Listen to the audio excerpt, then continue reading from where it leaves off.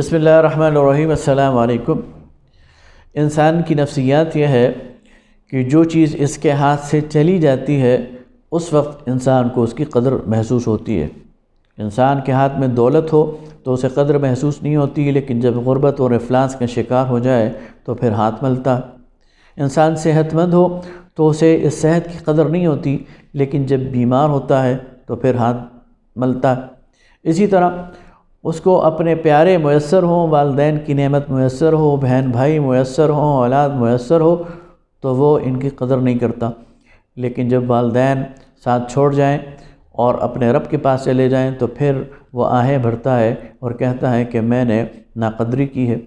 اولاد میسر نہ ہو تو پھر آہیں بھرتا ہے اور کہتا ہے کہ میں نے ناقدری کی ہے۔ بہن بھائیوں کا ساتھ چھوٹ جائے تو پھر آہیں بھرتا ہے اور کہتا ہے کہ میں نے ناقدری کی ہے۔ ایک فلاسفر نے بہت اچھی بات کہی کہ اے دوست، موت کے بعد، میری موت کے بعد جب تم آؤ گے اور میری اولاد سے اور میرے عزیز رشتہ داروں سے ملاقات کرو گے، ان کے ساتھ وقت گزارو گے، افسوس کا اظہار کرو گے، تو کیا یہ اچھا نہیں ہے کہ آ جاؤ اور مجھ سے ملاقات کر لو؟ اور جب میری موت کے بعد تم آؤ گے اور میری خوبیاں بیان کرو گے، میری تعریف کرو گے اور میرے بارے میں اچھے کلمات کہو گے، تو کیا آج وقت نہیں آ گیا کہ تم میری تعریف کرو اور میری خوبیاں بیان کرو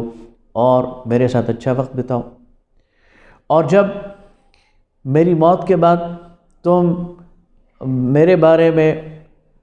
میرے سارے گناہوں کو معاف کر دو گے اور میرے بارے میں تم کہو گے کہ میں نے اس کے ساتھ جو زیادتی کی تھی، جو کمی کی تھی، جو کوتاہی کی تھی، سب کچھ معاف کر دیا ہے، تو کیا آج اچھا نہیں ہے کہ آج آ جاؤ اور میری جو کمی ہے، کوتاہی ہے، اس کو معاف کر دو؟ اور موت کے بعد اگر تم آؤ اور کہو کاش میں اس کے ساتھ وقت گزارتا، کاش اس کے ساتھ آخری لمحے بتاتا، تو کیا آج بہتر نہیں ہے کہ آ جاؤ اور میرے ساتھ وقت بتاؤ؟ تو یہ وہ احساس ضیاء ہے جو آج ہمیں ہونا چاہیے۔ اگر آپ کے پاس والدین کی نعمت ہے تو آج ان کی قدر کریں، آج ان کی خدمت کریں، آج ان کے پاس بیٹھ کر ان کے زندگی کے لمحات کو خوبصورت بنائیں۔ کسی اور نے بڑی خوبصورت بات کہی کہ کسی کے والدین فوت ہو جاتے ہیں، کوئی عزیز اقارب فوت ہو جاتے ہیں اور وہ پھر دوسرے تیسرے دن قل کرتے ہیں اور اس میں بہت سارا فروٹ رکھتے ہیں، تو یہ فروٹ جو والدین کی وفات کے بعد آپ نے لوگوں کو کھلانا ہے، والدین کی زندگی میں ان کو کھلائیں۔ جو کھانے اور پکوان آپ نے ان کی وفات کے بعد لوگوں کو کھلانے ہیں، ان کی زندگی میں ان کو کھلائیں اور ان کی خدمت کریں، ان کی صحت کا خیال رکھیں، ان کے ساتھ وقت گزاریں، تاکہ بعد میں آپ کو افسوس نہ ہو، بعد میں آپ یہ نہ کہہ سکیں کہ ہمیں وقت نہیں ملا، ہم نے ان کی خدمت نہیں کی، ہم ان کے ساتھ بات نہیں کر سکے اور ہم نے انہیں بڑھاپے میں تنہائی میں چھوڑ دیا۔ اسی طرح میاں بیوی،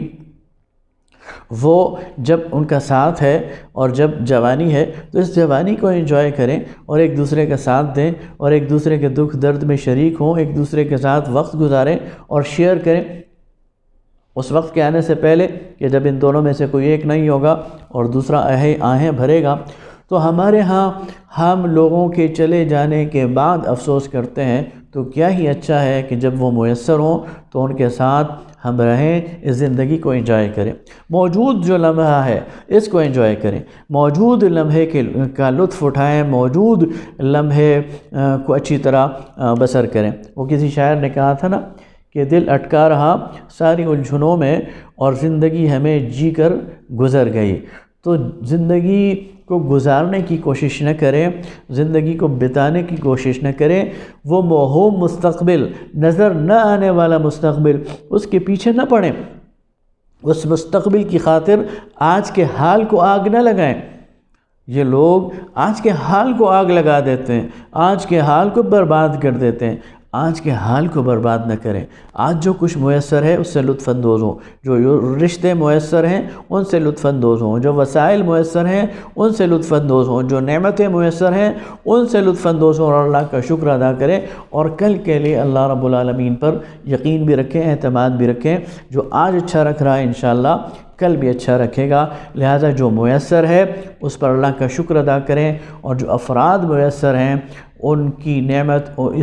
اس نعمت کو، اس کی قدر جانیں، اپنے ساتھ رہنے والوں کی قدر جانیں اور ان کو اپنائیں، ان سے کھل کر محبت کا اظہار کریں، وارفتگی کا اور والہانہ محبت کا اظہار کریں۔ آپ کی زندگی خوبصورت ہو جائے گی۔ بہت شکریہ۔